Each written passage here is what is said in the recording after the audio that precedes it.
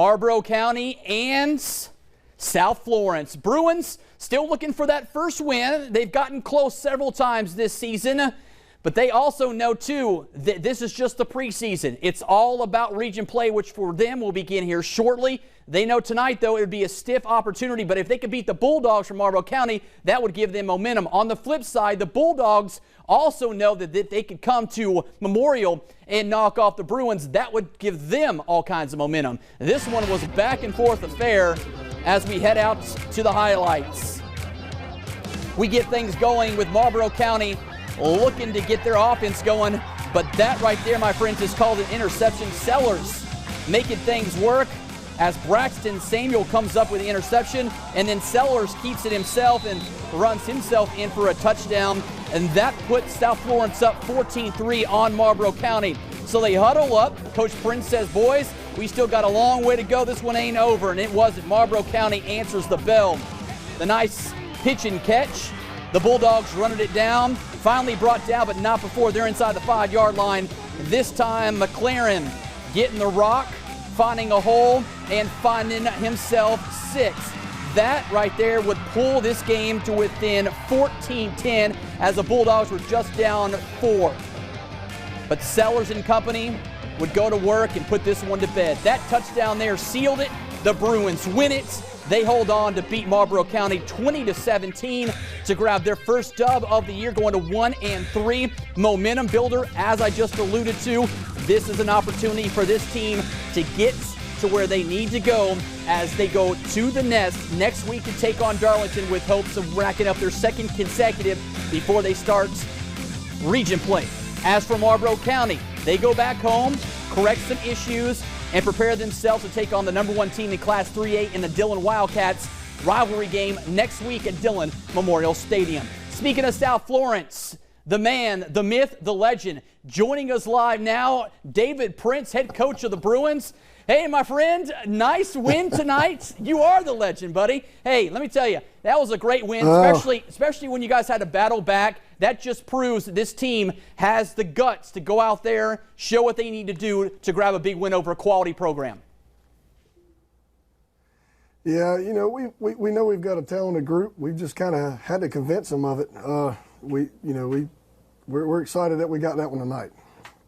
What do you think this game and this opportunity proves for you and this club?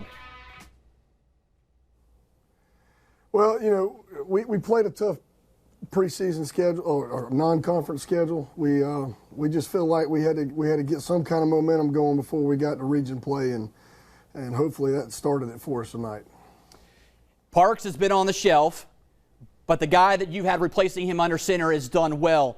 What do you see Parks' role moving forward with pretty much an established guy already under center and knowing what you already have there? Why do you have to ask me the tough questions after a win, Brandon? Hey, because I don't have you. I don't have you very often. I got to ask you the hard ones, my friend.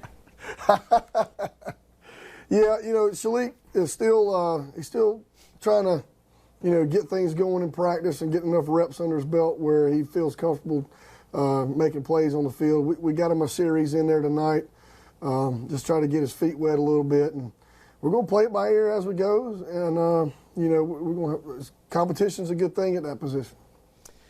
You know, you look at the teams in your region. You'll start region here in a couple of weeks. You look at Carolina Forest, what they're doing right now. West Florence going on the road, losing a tough one to Camden at their place. You look at some other teams in that region.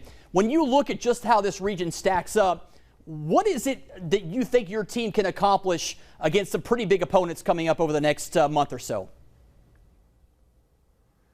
Well, you know, one thing that we're preaching our guys is we've got to control the things that we can control. We can control our effort. We can control our attitude. We can control our work ethic. We can't control other teams. But, you know, we just want to be in the mix when the playoffs come around, and that's our goal every year. All right, last question, my friend. Going over to the Nests next week to take on Darlington. Of course, they're having their struggles, but nevertheless, you still have to go on the road and play 4 quarters to pick up a win. How do you see next week playing out? Well, the first thing we've got to do is go back to work and cut out a lot of mistakes. We probably had 20 penalties tonight, if I had to guess. we're still getting in our own way quite a bit, and we've got to eliminate that and start focusing on trying to beat the other team instead of just having to beat ourselves. So we've got a lot of work in that category, and we're going to continue to try to iron out the wrinkles. All right, my friend, I'm going to take you out of the frying pan, let you go home, get some rest. I'm sure you'll be back at the office tomorrow watching film because I know that's how you guys work. So enjoy this one, Coach. Good luck and nice win tonight. We'll see you next week. Thanks, Brandon. All right, buddy.